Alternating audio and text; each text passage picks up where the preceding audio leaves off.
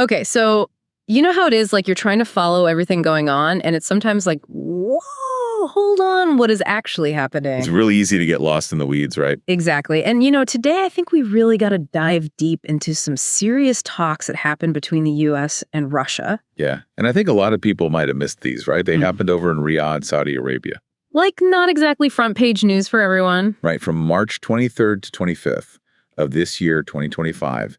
And it was all focused on the Black Sea and like not just like chit chat. This was expert level talks. Yeah, so we're talking about people who really know their stuff and are trying to hash things out. And what we want to do today is try to figure out, like, okay, what actually came out of these talks? Yeah. Or the concrete agreement. Exactly, because there's always a lot of talk and diplomacy, but what really matters is what's on paper.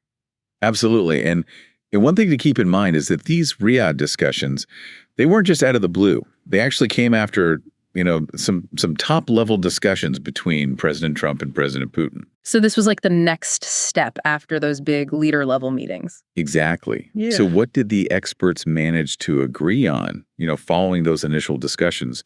This is what we need to unpack. Right. So let's get into the specifics. Now, one of the big things they talked about, obviously, is the Black Sea itself, and specifically safe navigation. And I think that's kind of a broad term, right? So when we say safe navigation in this context, like what exactly did they agree on and what other related decisions were made? Right. So first and foremost, the commitment is just that, to ensure safe navigation for everyone, for all vessels in the Black Sea. Okay, so that's like the baseline. Exactly. Yeah. But it goes further than that. They also agreed to something really crucial, which is the elimination of the use of force in the Black Sea. Wow. Okay, so that's a big deal, right? Like that's really trying to de-escalate the whole situation. Absolutely. I mean, think about the implications of that for the overall stability of the region. Yeah, that's huge. And then on top of that, there's also a pledge to prevent commercial ships from being used for military purposes in the Black Sea. Right. So this is getting at the whole issue of, can commercial ships be used to, maybe transport military equipment or personnel, that kind of thing. So how do you even enforce that, right? I mean, are they going to like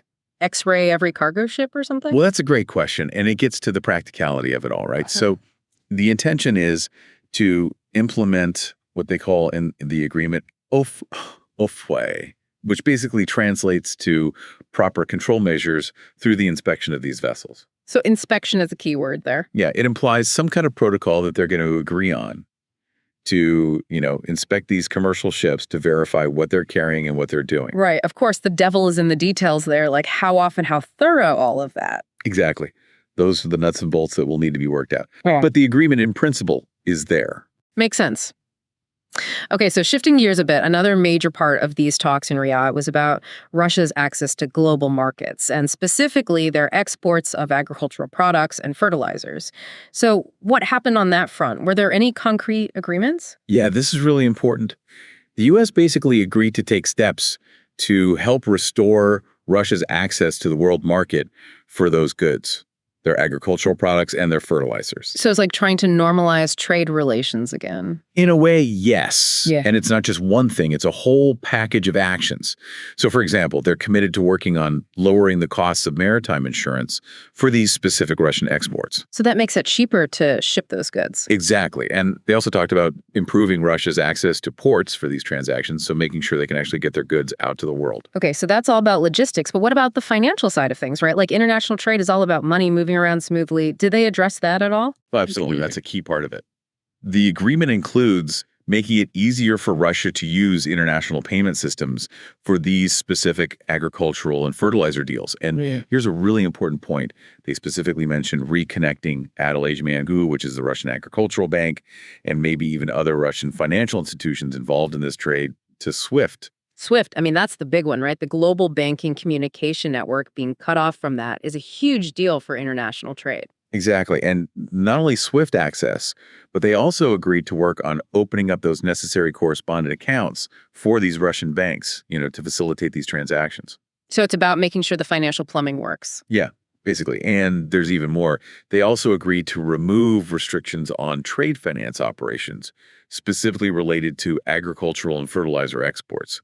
So it's really trying to make it easier for banks to finance these deals. So they're really trying to untangle a lot of the restrictions that have been put in place, right? What about sanctions? Did they talk about lifting sanctions on Russia's agricultural and fertilizer sectors? Yeah, that was a big one. The agreement says they plan to lift sanctions on companies that produce and export food. That includes fish products, by the way, which is interesting, and fertilizers. Fish products, huh? So like caviar sanctions are coming off? Maybe we'll have to wait and see. But it goes beyond the producers. They also talked about removing restrictions on insurance companies that are involved in handling cargo related to these sectors. So it's about the whole chain. Wow. So it's like a whole ecosystem they're trying to unsanction. Right. And it goes even further. They're also going to remove restrictions on port services for ships that are engaged in this trade, including ships that are flying the Russian flag. So it's really trying to open up those shipping lanes. It's a lot of concrete steps there, but there was a catch right about when all of this would actually happen.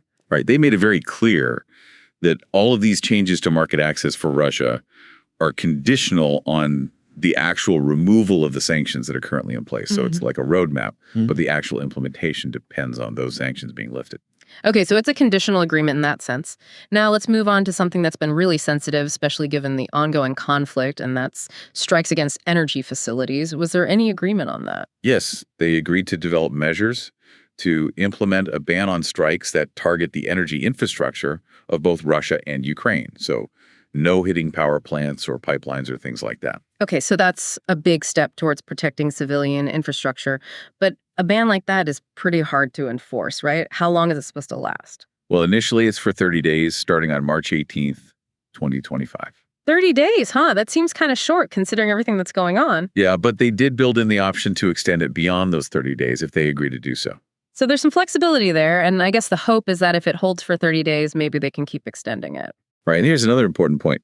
They included a clause that says either side can withdraw from the agreement if the other side violates the ban. So there's a consequence for breaking it. Right, that kind of keeps everyone honest. Well, at least in theory. Exactly. It's about trying to build in some accountability. And we all know how tricky these kinds of agreements can be. Now, all of this was between the U.S. and Russia, but they also mentioned something about other countries potentially playing a role. So how do third countries fit into all of this? Yeah, both the U.S. and Russia said they would welcome help from other countries, specifically in implementing the agreements they reached, particularly the ones about energy and maritime issues. So they're basically saying, hey, we could use some international support to make sure this all works. Right. It's like recognizing that it's not just a U.S.-Russia thing, that this affects a lot of other countries, and that they can help with things like monitoring or verification. So it's about bringing in more players to make the agreements more robust. Now taking a step back, what's the bigger picture here? Like, what are the U.S. and Russia ultimately trying to achieve with all these talks? Well, the official line is that they're both working towards a lasting peace in the region. That's the ultimate goal. Which, is what everyone wants, but how do they get there from here?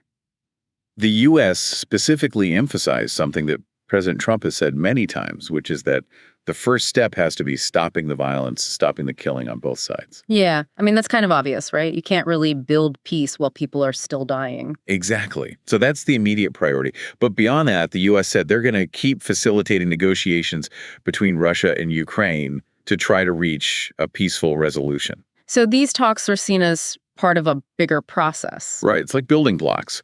First you get these more technical agreements in place, and then you use that as a foundation to try to move towards a broader political solution. Now, it's important to remember that while all of this is going on, it's really Ukraine that's in the middle of it all, right? So were they involved in these talks in Riyadh, and what do they think about these agreements, especially the ones about naval activity in the Black Sea? So Ukraine wasn't directly involved in the U.S.-Russia talks, but their perspective is obviously really important. And their defense minister, Rustem Umerov, did publicly confirm that agreements on safe navigation in the Black Sea were reached. So they're at least acknowledging that something happened. Yeah, but Umerov also made it very clear what Ukraine's red line is. He said that any movement of Russian military vessels beyond the eastern part of the Black Sea will be seen by Ukraine as a violation of those agreements. So basically they're saying, we're watching you. Yeah, and he didn't mince words about what would happen if Russia crosses that line. He said Ukraine would exercise its full right to self-defense.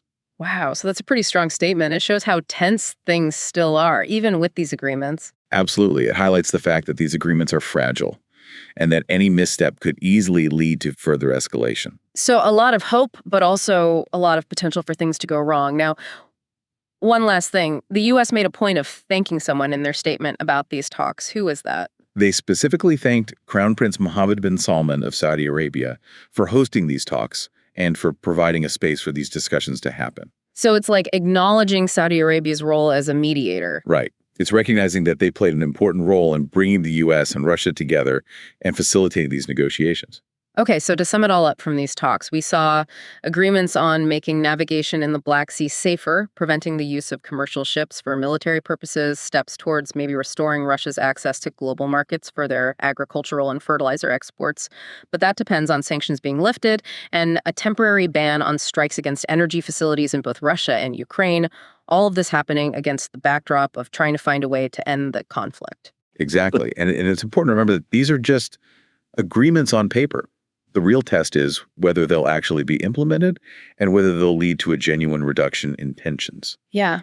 And whether they can build momentum towards a real and lasting peace. That's the ultimate goal. And that's what we all hope for. Absolutely. And it's something we'll definitely be keeping a close eye on as things develop. So much complexity, so much to unpack. As always, where to find us if you want to stay on top of all of this. That's right. We're here every day breaking it all down for you, making sure you have the clearest possible picture of what's happening in the world. Subscribe to our podcast on Spotify, Apple Podcasts, and YouTube. We are here to make things clear. New episodes every day.